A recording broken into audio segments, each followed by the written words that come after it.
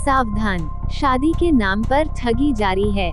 अखबार और मैट्रिमोनियल वेबसाइटों पर दिए जाने वाले आकर्षक विज्ञापनों को पढ़कर कुछ महिलाएं इतनी प्रभावित हो जाती हैं कि वे विज्ञापन में दिए तथ्यों की छानबीन किए बिना ही शादी जैसा महत्वपूर्ण फैसला ले लेती। अखबार और मैट्रिमोनियल वेबसाइटों पर शादी के विज्ञापनों में दिए गए तथ्यों की जांच किए बिना ही कई लोग महत्वपूर्ण फैसला ले लेते हैं।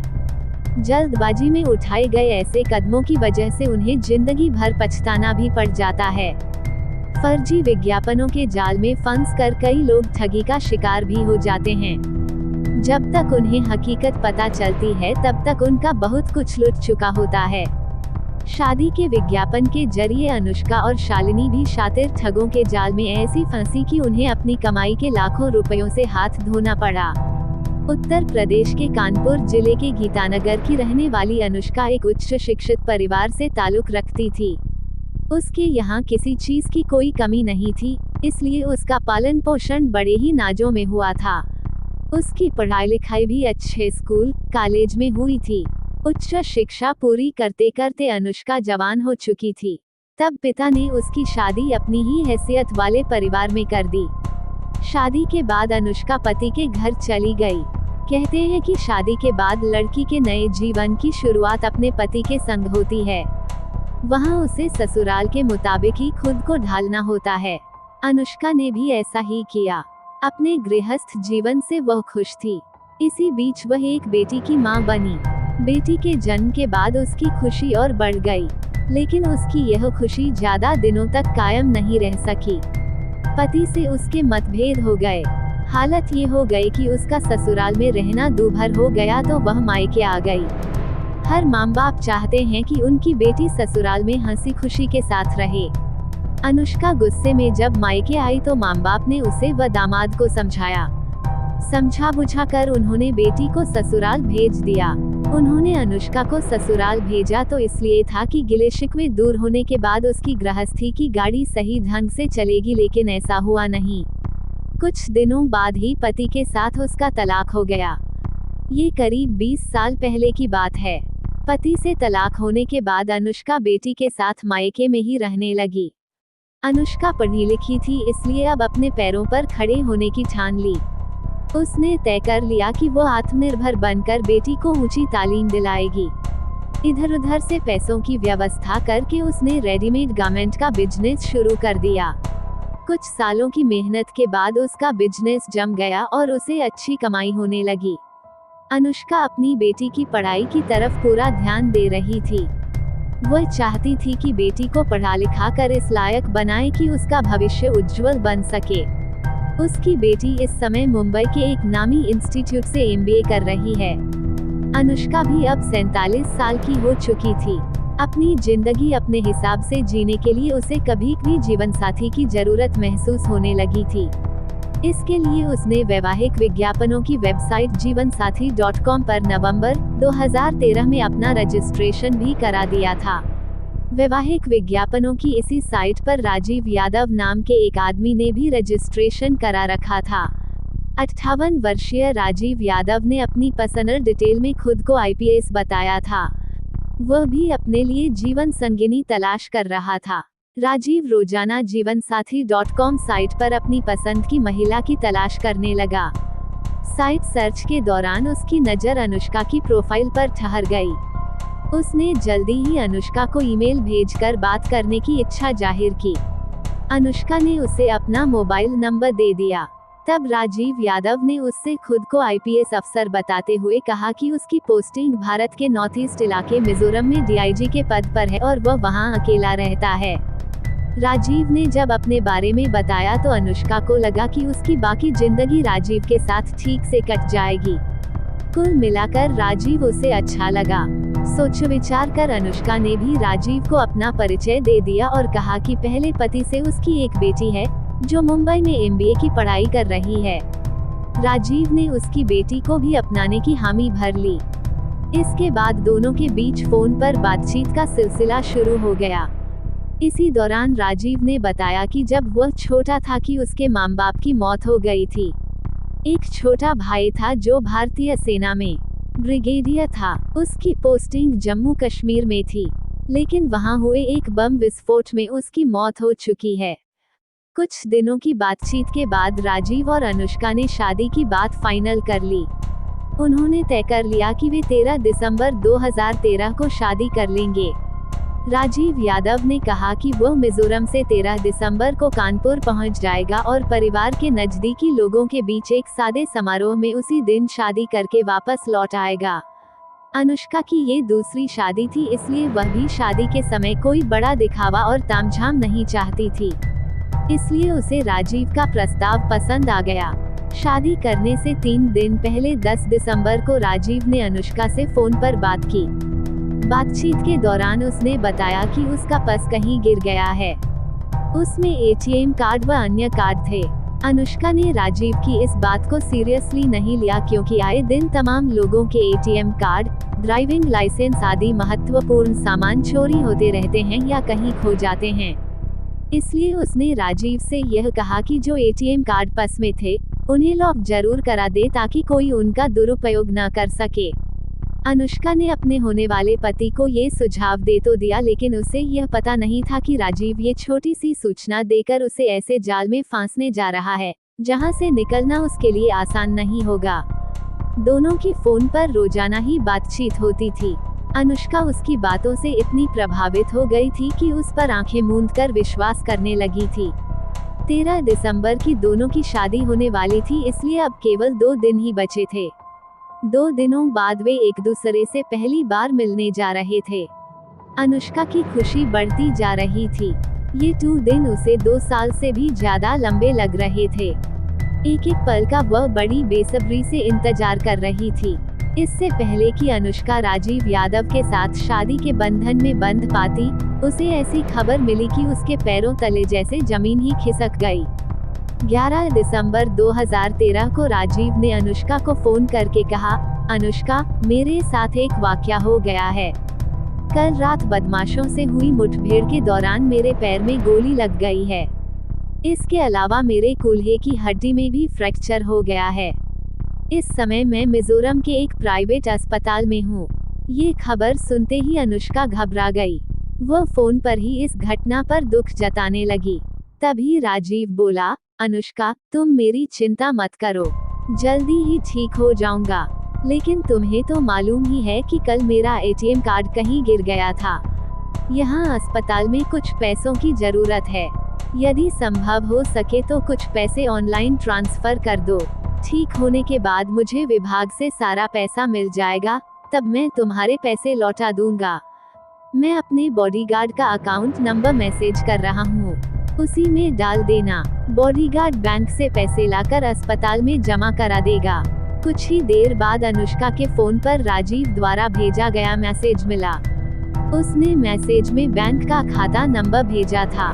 अनुष्का ने 12 दिसंबर 2013 को राजीव के भेजे गए कारपोरेशन बैंक के खाता नंबर 12 नील 48 खरब 10 करोड़ 10,03,359 में 75,000 रुपए ऑनलाइन ट्रांसफर कर दिए। अनुष्का कामना करने लगी कि राजीव जल्द ठीक हो जाए। चूंकि राजीव उसका होने वाला पति था, इसलिए उसका ध्यान उसकी तरफ ही लगा हुआ था। वह दिन में कई बार फोन करके उसका हालचाल मालूम करती रहती थी। 19 दिसंबर 2013 को राजीव ने अनुष्का को फोन करके कहा कि उसकी हालत ठीक न होने की वजह से उसे चेन्नई के अपोलो अस्पताल ले जाया जा रहा है। वहां उसके ऑपरेशन वगैरह पर मोटा पैसा खर्च होने की उम्मीद है। उसने उससे और पैसे भेजने को कहा। अनुष्का नहीं चाहती थी कि राजीव को कुछ हो जाए, इसलिए उसने उसी दिन उसके द्वारा भेजे गए खाता नंबर में 4.25 लाख रुपए जमा करा दिए। 13 दिसंबर जो शादी की तारीख मुकर्रर की गई थी, वह अचानक आई विपदा की वजह से निकल गई। धीरे धीरे 2013 बीतकर नया साल 2014 भी आ गया। अनुष्का का मन कर रहा था कि अस्पताल जाकर वह राजीव को देख आए, लेकिन बिजनेस और अन्य वजहों से वह चेन्नई नहीं जा सकी। वह फोन पर जरूर उसके संपर्क में रही। अनुष्का ने राजीव से कह दिया था कि वह इलाज की चिंता न करे, जितना भी संभव हो सकेगा वह उसकी मदद करेगी।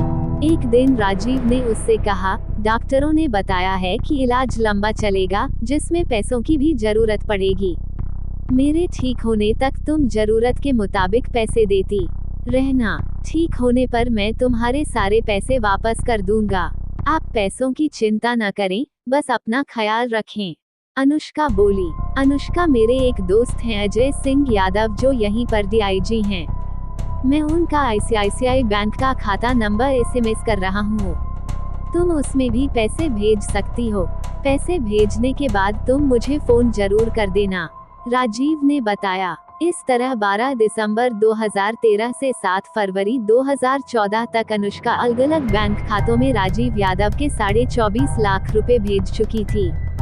इसी बीच राजीव ने उसे बताया कि उसका ब्लड प्रेशर लगातार बढ़ रहा है और कूल्हे का ऑपरेशन करने के लिए उसे चेन्नई से हैदराबाद के अपोलो अस्पताल भेजा जा रहा है। राजीव की हालत दिन प्रतिदिन बिगड़ने की बात सुनकर अनुष्का को और ज्यादा चिंता होने लगी। उसने राजीव को अस्पताल जाकर देखने का प्रोग्राम बना लिया। 21 फरवरी 2014 को वह हैदराबाद के अपोलो अस्पताल पहुंच गई। अस्पताल पहुंचने पर उसे जो सूचना मिली, उसे सुनकर उसके होश ही उड़ गए। अस्पताल से उसे जानकारी मिली कि राजीव यादव नाम का कोई पुलिस अधिकारी अस्पताल में भर्ती ही नहीं है, जबकि राजीव ने उसे उसी अस्पताल में भर्ती होने की बात कही थी। जब वह इस अस्पताल में नहीं है तो कहां गया? कहीं ऐसा तो नहीं कि उसे किसी और अस्पताल भेज दिया हो? ये सोचकर उसने उसी समय राजीव को फोन मिलाया। उसका फोन स्विच ऑफ आ रहा था। कई बार फोन मिलाने के बाद भी फोन स्विच ऑफ मिलता रहा तो निराश होकर वह कानपुर लौट आई। घर लौटने के बाद उसने राजीव को फिर से फोन मिलाया। इस बार फोन मिलने पर बात हुई तो राजीव ने अपनी सफाई में कहा कि सुरक्षा कारणों से वह अस्पताल में दूसरे नाम पर भर्ती हुआ है। राजीव ने उससे पैसों की और डिमांड की तो अनुष्का ने उसे अब पैसे न होने का बहाना बना दिया। अनुष्का ने जब उससे पूछा कि वह अस्पताल में किस नाम से भर्ती है तो उसने वह नाम नहीं बताया, बल्कि उसने फोन फिर से स्विच ऑफ कर लिया। इससे अनुष्का को राजीव की बातों पर शक होने लगा था। उसने राजीव को ICICI, oriental bank of commerce और कारपोरेशन बैंक के जिन खातों में पैसे भेजे थे, वह अपने स्तर से यह पता लगाने में जुट गई कि यह खाते किन नामों पर हैं। उसे पता चला कि आईसीआईसीआई बैंक और ओरिएंटल बैंक ऑफ कॉमर्स के खाते अजय सिंह यादव के थे, जो ग्रेटर कैलाश पार्क 2, नई दिल्ली का रहने वाला था, जबकि कारपोरेशन बैंक का खाता अमित चौहान का निकला, जो नोएडा के छलेरा गांव का रहने वाला था। जिस वोडाफोन मोबाइल नंबर से राजीव यादव बात करता था वह भी अमित चौहान के नाम पर लिया गया था। इसी बीच 26 फरवरी 2014 को अनुष्का को राजीव यादव ने फोन करके बताया कि वह अस्पताल से डिस्चार्ज हो रहा है। डिस्चार्ज होने के कुछ दिनों बाद उसे आईएएस एकेडमी मसूरी भेजा जाएगा। वह वहां कुछ दिनों इंस्ट्रक्टर के रूप में काम करेगा। राजीव ने अस्पताल का बिल चुकाने के लिए अनुष्का से कुछ पैसे और भेजने को कहा। चूंकि अनुष्का को राजीव पर शक हो गया था, इसलिए उसने उसकी बात को फोन में रिकॉर्ड करना शुरू कर दिया था। अपनी मजबूरी बताते हुए उसने उसे और पैसे देने में असमर्थता जता दी और पैसे न मिलने की बात सुनकर राजीव यादव ने फोन फिर से स्विच ऑफ कर लिया। इसके बाद वह फोन ऑन नहीं हुआ। शादी के जाल में फंस कर अनुष्का राजीव को 24.5 लाख रुपए दे चुकी थी और पैसे न मिलने की बात पर जिस तरह राजीव यादव ने अपना फोन स्विच ऑफ कर लिया था, उससे अनुष्का को लगा कि उसके साथ कोई बड़ा फ्रॉड हुआ है। अपने स्तर से जानकारी पाने के लिए वह दिल्ली के ग्रेटर कैलाश पार्क 2 में उस पते पर गई जहां वह रहता था, जिसके खातों में उसने मोटी रकम ट्रांसफर की थी। राजीव ने अजय यादव को मिजोरम का डीआईजी बताया, लेकिन पड़ोसियों से बात करने पर पता चला कि वहां कोई पुलिस अधिकारी नहीं रहता। अनुष्का का शक गहरा गया। वह दिल्ली पुलिस क्राइम ब्रांच के अतिरिक्त पुलिस आयुक्त रविंद्र यादव से मिली और उन्हें अपने साथ घटी पूरी कहानी बता दी। रविंद्र यादव को यह मामला काफी गंभीर लगा। उन्होंने अनुष्का को क्राइम ब्रांच के पुलिस उपायुक्त भीष्म सिंह के पास भेज दिया, साथ ही डीसीपी को निर्देश दिए कि वह जल्द से जल्द जरूरी कार्रवाई करें। डीसीपी ने अनुष्का की शिकायत पर थाना क्राइम ब्रांच में 7 मार्च 2014 को राजीव यादव, अजय यादव, अमित चौहान आदि के खिलाफ धोखाधड़ी करने की रिपोर्ट दर्ज करा दी। साथ ही उन्होंने एसीपी होशियार सिंह के नेतृत्व में एक पुलिस टीम बनाई जिसमें तेज तर्रार सब इंस्पेक्टर विनय त्यागी, अतुल त्यागी, हेड कांस्टेबल संजीव कुमार, जुगनू त्यागी, नरेश पाल, राजकुमार, उपेंद्र, कांस्टेबल राजीव सहरावत, विपिन, संदीप आदि को शामिल किया गया। जिस फोन नंबर से राजीव अनुष्का से बात करता था वो उसने बंद कर रखा था। पुलिस टीम ने उस नंबर की कॉल डिटेल्स निकलवाए और उस कॉल डिटेल्स का अध्ययन करके ये जानने में जुट गई कि राजीव यादव की ज्यादातर किन फोन नंबरों पर बातें होती थीं।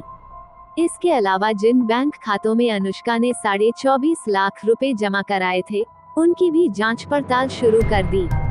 इस जांच से पुलिस को ये जानकारी मिल गई कि राजीव यादव का असली नाम अजय यादव है और जिस अमित चौहान को उसने अपना बॉडीगार्ड बताया था वो उसका ड्राइवर है। खुफिया तरीके से जांच करने पर पता चला कि अमित चौहान नोएडा के छलेरा गांव का रहने वाला है और अजय यादव दिल्ली के ग्रेटर कैलाश पाथ 2 का। ये दोनों ही अपने घरों से फरार थे। उनकी तलाश के लिए मुखबिर भी लगा दिए। इसी बीच 21 मार्च 2014 को पुलिस टीम को सूचना मिली कि अजय यादव आज अपनी Honda city car DL 4 CAH 9066 से गुड़गांव आयांगा जाएगा। ये खबर मिलते ही पुलिस टीम बॉर्डर पर पहुंच गई और उधर से गुजरने वाली कारों पर नजर रखने लगी। उसी दौरान पुलिस को उक्त नंबर की होंडा सिटी कार आती दिखी तो उसने उसे रोक लिया। उस समय कार में ड्राइवर के अलावा अधेड़ उम्र का एक आदमी बैठा हुआ था। कार रुकते ही ड्राइवर बोला, आपको पता नहीं गाड़ी किसकी है? नहीं, बताओ तभी तो पता चलेगा। एक पुलिसकर्मी बोला, ये गाड़ी DIG साहब की है जो गाड़ी में ही बैठे हुए हैं। ड्राइवर ने बताया। इससे पहले कि पुलिस कुछ कहती, कार में बैठे शख्स ने ड्राइवर से बात कर रहे पुलिसकर्मी को इशारे से अपने पास बुलाया। पास में खड़े SI विनय त्यागी कार में बैठे उस शख्स के पास पहुंचे तो उस शख्स ने खुद को DIG इंटेलिजेंस ब्यूरो बताया। SI विनय त्यागी को ये जानकारी मिल ही चुकी थी कि अजय यादव बहुत ही शातिर किस्म का है, इसलिए उन्होंने उससे आइडेंटिटी कार्ड मांगा तो वह ID कार्ड तो क्या ऐसी कोई चीज नहीं दिखा सका जिससे साबित हो सके कि वह पुलिस में है। लिहाजा वह उन दोनों को क्राइम ब्रांच ऑफिस ले आए। ऑफिस में जब उन दोनों से सख्ती से पूछताछ की गई तो उन्होंने अपने नाम अजय यादव उर्फ राजीव यादव व अमित चौहान बताए। इनके खिलाफ ही अनुष्का ने रिपोर्ट दर्ज कराई थी। पूछताछ में पता चला कि अजय यादव बहुत अच्छे परिवार से है। उसके पिता AS ऑफिसर थे। प्रतिष्ठित परिवार का अजय यादव एक ठग कैसे बना, इस बारे में जब उससे पूछताछ की गई तो उसके शातिर ठग बनने की एक दिलचस्प कहानी सामने आई। अजय सिंह यादव के पिता जय नारायण सिंह IAS अधिकारी थे। वो सन 1979 में दिल्ली में MCD के कमिश्नर रह चुके थे। अजय सिंह ने दिल्ली के किरोड़ीमल कॉलेज से 1976 में ग्रेजुएशन पूरा किया। पिता चाहते थे कि वह भी भारतीय प्रशासनिक सेवा की तैयारी करे। इसके लिए दिन रात एक करना होता है। ये सब करने के लिए अजय तैयार नहीं था। तब जय नारायण सिंह ने अपने प्रभाव से अजय की नौकरी फल एवं सब्जी मंडी आजादपुर में प्रवर्तन अधिकारी के पद पर लगवा दी। चूंकि अजय की शुरू से ही खुले हाथों से पैसे खर्च करने की आदत थी, इसलिए नौकरी से उसे जो पैसे मिलते थे वह उसकी आंख तले नहीं आते थे। इसके अलावा उसकी नौकरी बड़ी आसानी से लगी थी, इसलिए उस नौकरी पर उसका मन नहीं लगा। 5-6 साल बाद ही उसने वह नौकरी छोड़ दी। उसका मानना था बिजनेस में मोटी कमाई होती है, इसलिए अब वो किसी बिजनेस में हाथ आजमाना चाहता था। उसे चूंकि बिजनेस का कोई अनुभव नहीं था, इसलिए पिता ने उसे बिजनेस करने को मना किया, लेकिन वह नहीं माना। उसने एक नामी ब्रांड के रिफाइंड तेल की डिस्ट्रीब्यूशनशिप ले ली। राजस्थान में उसने अपना कारोबार शुरू कर दिया, लेकिन घाटा होने की वजह से उसने इस कारोबार को बंद कर दिया। अजय यादव तेज तर्रार और पढ़ा लिखा युवक था। पिता के प्रभाव की वजह से उसके कुछ राजनीतिज्ञों से भी अच्छे संबंध हो गए थे। रिफाइंड तेल का बिजनेस बंद करने के बाद वह केंद्र सरकार के तत्कालीन कृषि मंत्री का PA बन गया। वहां उसकी मुलाकात तमाम अधिकारियों से होती रहती थी। वहां रहकर वह पुलिस और प्रशासनिक अधिकारियों की बात और काम करने की शैली सीख गया था। अजय यादव अविवाहित था। प्रशासनिक अधिकारी का बेटा होने की वजह से उसके लिए अच्छे परिवारों से रिश्ते आने लगे। सन 1981 में राजस्थान सरकार के तत्कालीन गृह मंत्री की बेटी से उसकी शादी हो गई। कॉलेज के दिनों से ही वह खर्चीली लाइफस्टाइल जीने का शौकीन था। यही आदत उसकी अब भी बनी हुई थी। मंत्री का पीए बनने के बाद वह जो कमा रहा था, उस कमाई से भी वह संतुष्ट नहीं था। लिहाजा उसने मंत्री के पीए की नौकरी भी छोड़ दी। उसी दौरान उसने दिल्ली में कुछ ब्लू लाइन बसें चलवाईं। बसों से उसे जो आमदनी होती थी, उससे ज्यादा उसके खर्चे थे। ऊपर से बसों की मेंटेनेंस में उसके मोटे पैसे खर्च हो जाते थे, लिहाजा उसने वे भी बेच दी।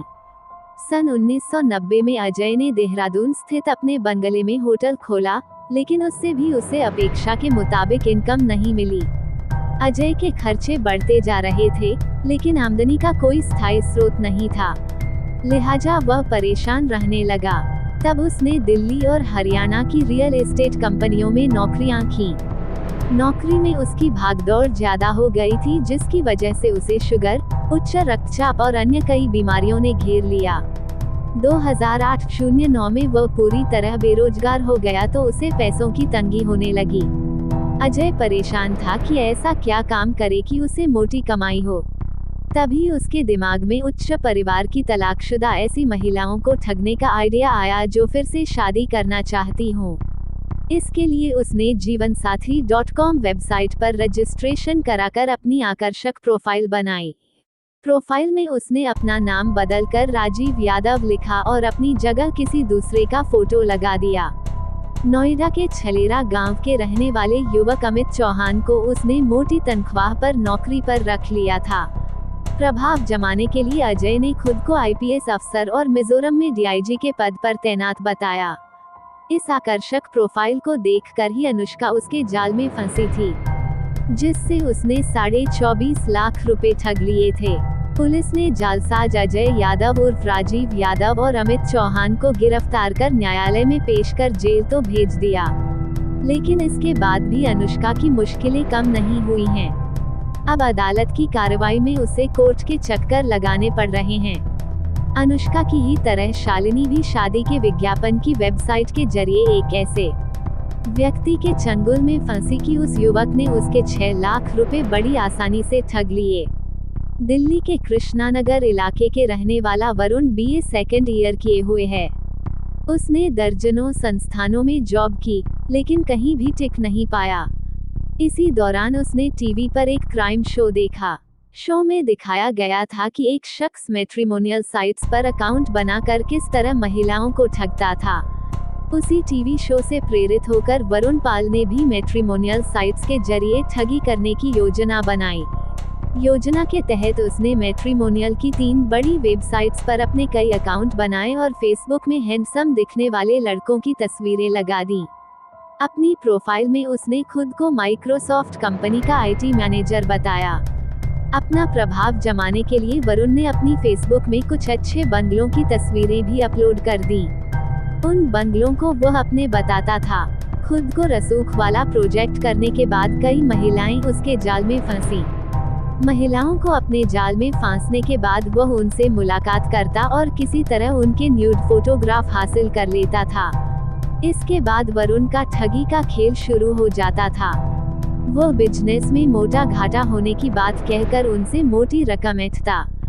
जब कोई महिला पैसे देने में आनाकानी करती तो वह न्यूड तस्वीरों के जरिए उसे ब्लैकमेल करता। शालिनी भी मैट्रिमोनियल साइट के जरिए वरुण पाल के जाल में फंस गई। वरुण ने शालिनी को शादी के जाल में फांस कर 6 लाख रुपए ठग लिए थे। शालिनी से जब वरुण ने और पैसों की डिमांड की तो शालिनी को एहसास हो गया कि उसे ठगा जा रहा है। उसने और पैसे देने से मना कर दिया तो वरुण ने उसे धमकी दी कि यदि पैसे नहीं दिए तो वह उसके न्यूड फोटो इंटरनेट पर डाल देगा। शालिनी अब समझ चुकी थी कि जिसे वह अपना जीवन साथी चुनने जा रही थी, वह बहुत शातिर ठग है। उसने उसे सबक सिखाने के लिए दिल्ली पुलिस की क्राइम ब्रांच में लिखित शिकायत कर दी। आर्थिक अपराध शाखा के डीसीपीएस डी मिश्रा ने इस मामले में त्वरित कार्रवाई करते हुए एक पुलिस टीम बनाई। पुलिस टीम ने 8 अगस्त 2014 को आरोपी वरुण पाल को गिरफ्तार कर लिया। मैट्रिमोनियल साइटों पर आज भी तमाम फर्जी अकाउंट एक्टिव हैं। जिन लोगों ने ऐसे अकाउंट बना रखे हैं, उनका मकसद भोली भाली लड़कियों, महिलाओं को अपने जाल में फंसाकर उनका आर्थिक और शारीरिक शोषण करना होता है। ऐसे विज्ञापनों के जरिए शादी के बंधन में बंधने वालों को पहले अच्छी तरह से छानबीन कर लेनी चाहिए कि उसने अपने प्रोफाइल में जो कुछ दे रखा है, वह सही है या नहीं। यदि बिना जांच किए शादी का प्रपोजल स्वीकार कर लिया तो अनुष्का और शालिनी की तरह पछताना पड़ सकता है।